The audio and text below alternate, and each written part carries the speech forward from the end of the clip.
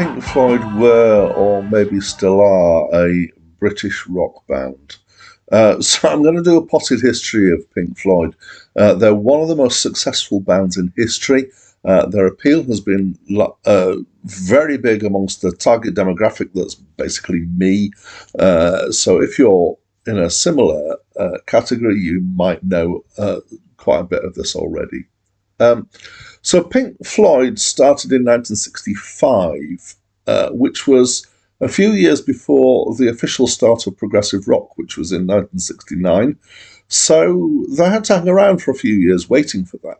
But luckily, they had their own shining crazy diamond called Sid Barrett, who fitted in really well with the psychedelic stuff that was going on at the time. And they quickly realised that a recording studio was a kind of playground, so they had a lot of fun with experimental effects and processing and tape loops. Um, Dave Gilmour joined as a guitarist a little while later. Sid Barrett left. What left is not really as clear as that. He was kind of left out. And they left him behind. So whether Sid Barrett was actually crazy is something that's debated. He may have had mental health issues. He may have had drug issues. He certainly had some sort of issues. The remaining band members made a lot of mileage out of exploring mental health in some of their songs, particularly later on. And it's been widely assumed that this was about Sid. So Pink Floyd then got back to the serious business of reinventing themselves and waiting for the explosive success of Dark Side of the Moon. So they made several albums with music and experimental studio sounds, and they were generally fairly successful, having a particular relationship with film soundtracks and being somewhat progressive, but on their own terms, which I guess is the right thing to do when you talk about being progressive. They were not above having an organ now and then. They tended away from the mellotron in favour of guitar riffs and spacey synth chords. Fortunately, Dave Gilmour turned out to be a really good guitarist. So, 1973 and Dark Side of the Moon happened, and this was the start of the dominance of Roger Waters, who was their bassist. So this was now peak success time, with follow-up albums Wish You Were Here, Animals and The Wall. Somehow, where other prog rock acts faltered towards the end of the 70s and in the early 80s, Pink Floyd not only survived, but basically conquered the world at this point. Finally, with a sense of finality, they brought out an album called The Final Cut, which Roger Waters thought was the last ever Pink Floyd album, so he left. But it turned out he was wrong. So Dave Gilmour took the reins. And over the next 10 years, they only had 2 studio albums, but they sold so very well worldwide. And their other albums were still selling, and they did a lot of live shows, and they were generally hugely successful in this period as well. So after all that success, I think they were a bit tired out, so they took a break. The modern era has seen the reconciliation of Pink Floyd with Roger Waters. There's been several events and a rather curious final album called The Endless River. So now finally they might have finished. So Dave Gilmour seems to think so. Rick Wright died, so that only leaves Nick Mason, who's the drummer, if he wanted to carry on as Pink Floyd, but I think it's unlikely. Pink Floyd were, especially in the early days, influenced, or there was some influence backwards and forwards. Certainly they were influenced by contemporary classical that was going on, and krautrock may have influenced Pink Floyd, or Pink Floyd may have influenced krautrock. Who really knows? It may be that they were both just going from the same source of the contemporary classical and the minimalists and people like Terry Riley. But they brought these ideas and the interesting developments in music here to a much wider audience. So at this point, assuming that they've finished, their total studio album count is 14. Hi, my name is Dan, and this is a review of the album Animals by Pink Floyd.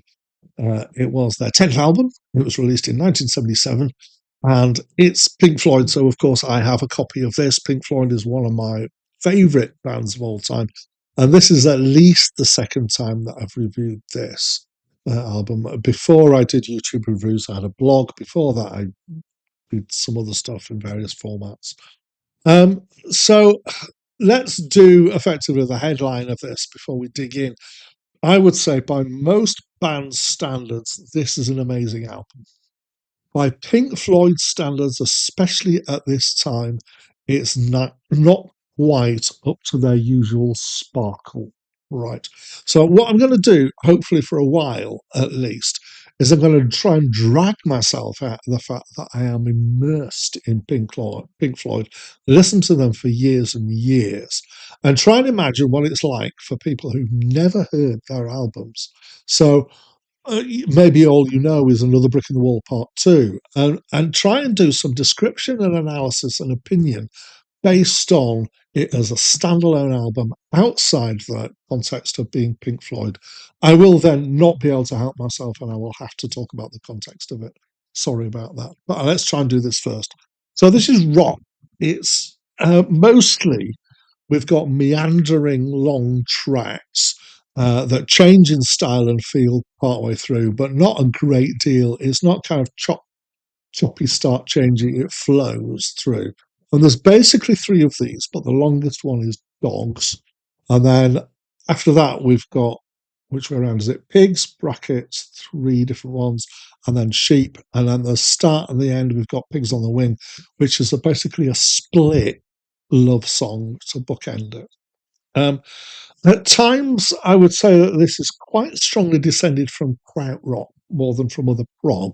It's got a long and space rocky feel to it, and big soundscapes, breakdowns that kind of go down to kind of just a few instruments, and then driving on passages. And it's that driving on feel where it kind of rolls on and on and on and on is very kind of space rock, krautrock feel. We got synths and organs and pulsing bass at times, rolling drums that give this feel, and at times some nice crunchy guitar. Dave Gilmour's a really good guitarist. He's got some great feel, and he's got some excellent solos in here. Grand, and it's got a grand feel to it. Possibly even grandiose is the word for it. And it's flying in the face of punk at this point in time. It has been commented that this was their punk album, but it's not punk at all. Only it's got an attitude, all right. But punk, so 77, 70, 75, 76 punk kind of hit and was taking over, and there was becoming a backlash against prog rock at this point. And punk was short and punchy. This is more measured and musical, to be honest.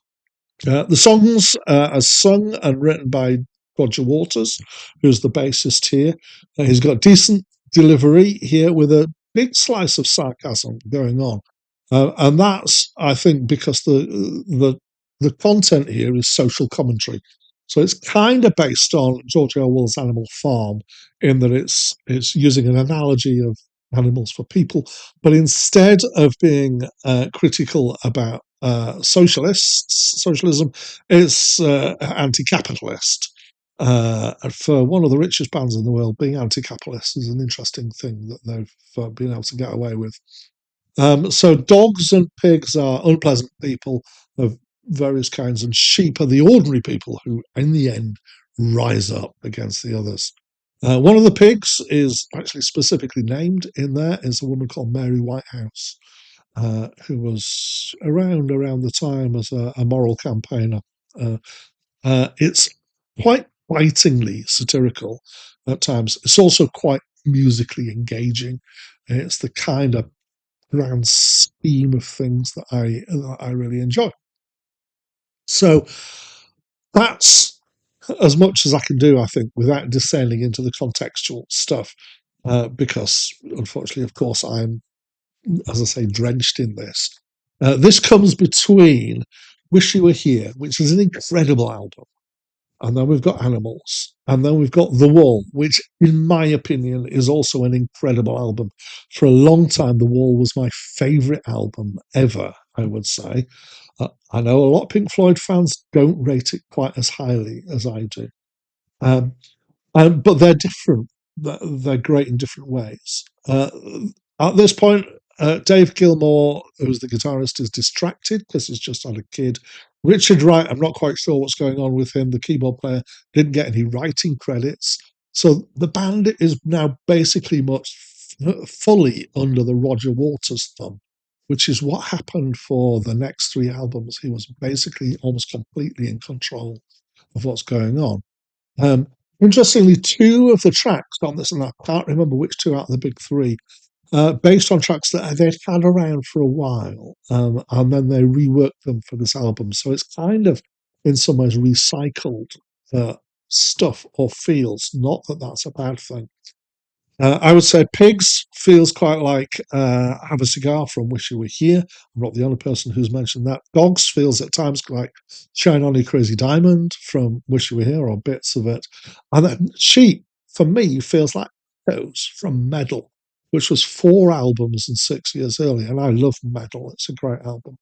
Um, so while I really rate some of the lesser lauded Pink Floyd albums, so I've talked about The Wall, I also really like The Final Cut, which a lot of Pink Floyd um, fans seem to look down their noses at. And with me, a majority on this one is that it's generally regarded as not quite having the same juice as their previous 2 albums, which were Wish You Were Here and before that, Dark Side of the Moon, which is now probably my favourite album of all time. So I hope that gives you a balanced view of what I think about this album.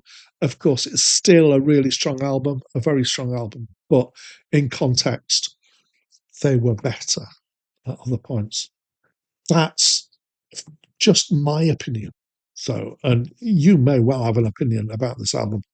You may well have things you want to say. You might have reminiscences. You might agree with me, disagree with me. You might have things you want to say about this review. I'm quite open to that. Please talk to me. But that's it from me for now.